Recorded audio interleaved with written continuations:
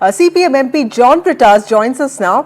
Mr. Brittas, thank you so much for your time on NDTV. My first question to you, Kerala Story 2 makers were in Delhi today, and they have said that you are blind to what is happening in the state of Kerala. Hundreds of girls are being trapped, and that they've not made a propaganda movie. It's a reality that goes beyond Kerala now, and they're saying that it's a movie that shows the reality of Kerala.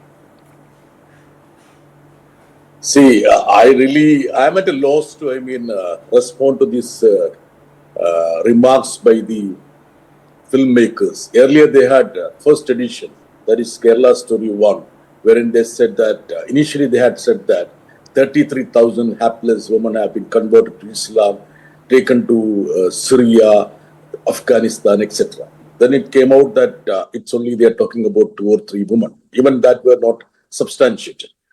Now, the trailer of the Kerala Story 2 says that force feeding of beef that is happening in Kerala. That is a trailer. Now they say it's a reality.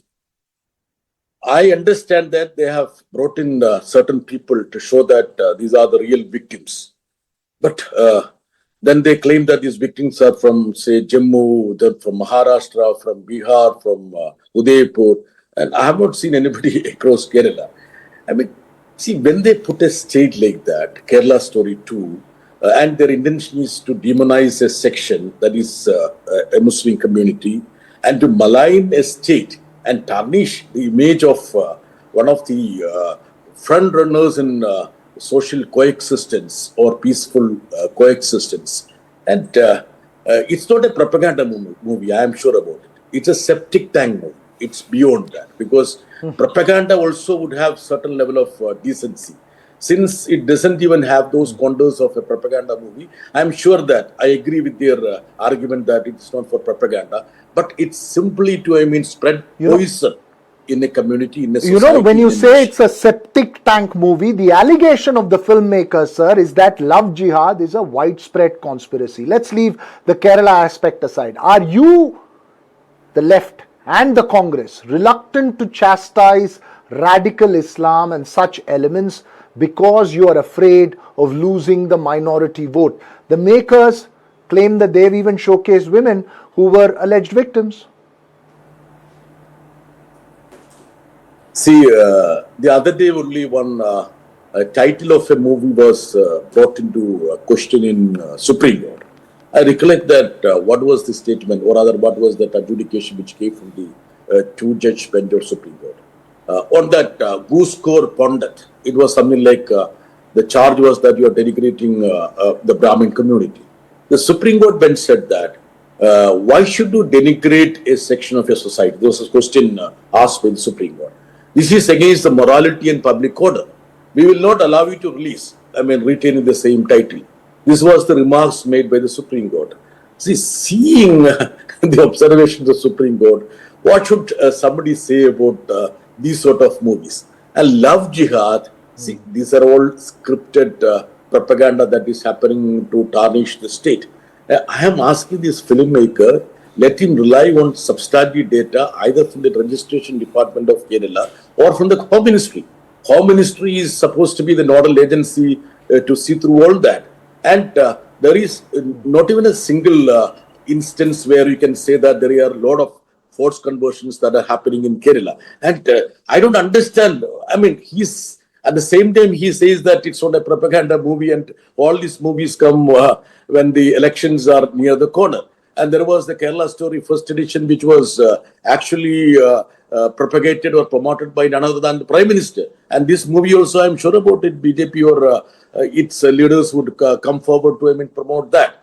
And having said that, the trailer, which doesn't suit Kerala, I can tell you one thing, Vasudha, if the filmmakers were to have seen the counter that is going on the social media with regard to the teasers, they would have actually drowned themselves in holy Ganges. I'm seriously telling you. So the actress, after the first week was over, she's shouting at the filmmaker saying that, you see, why the hell you feed me only the beef? You should have brought me the paratha also. That was the level in which the counters are happening in social media.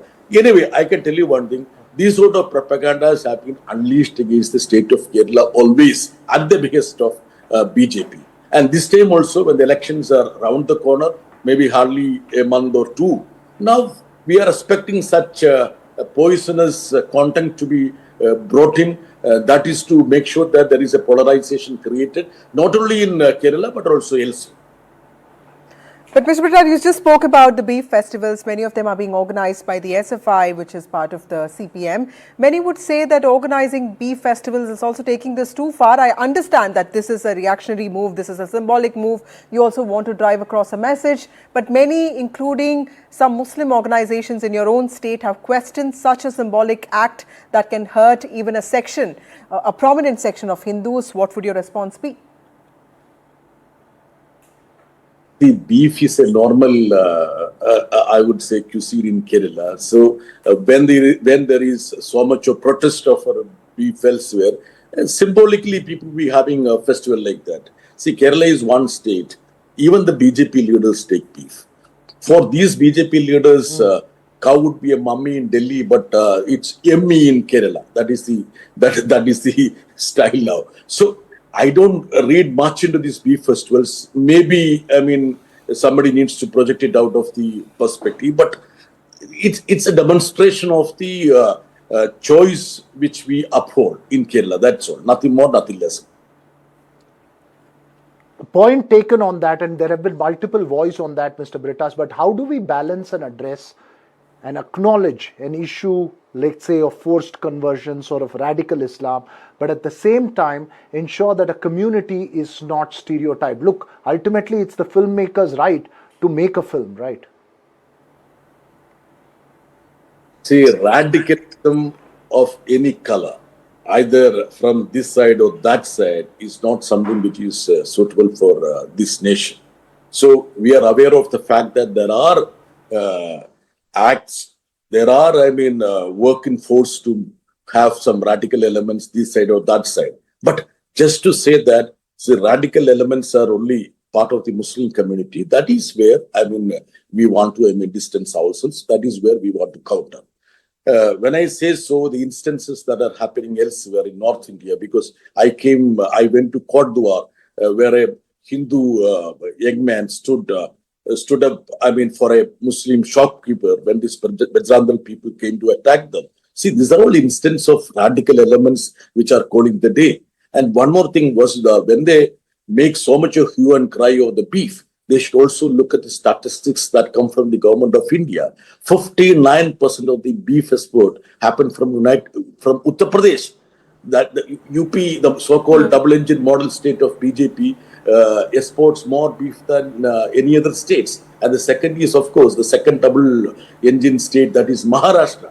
So now, when you pick up certain food items, cuisine, to stereotype one community, to tarnish one state, to malign Malayalis, I am sure that you see this will not gel well with anybody who is sensible enough to understand this diabolic game.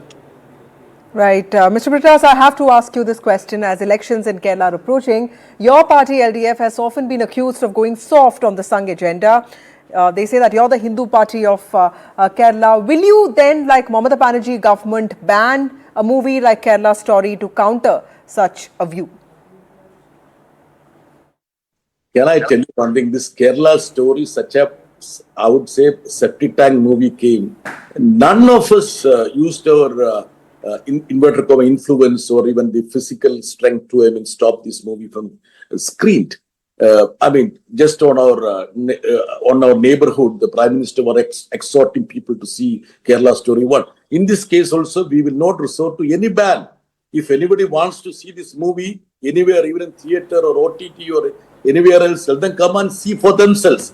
And I can tell you one thing, the number of tourists to Kerala has gone up like anything. It's almost like 2.5 crore. And most of these tourists have come from other states, North Indian states. So the real story of Kerala is actually seen by the people who are coming as tourists and who want to love and play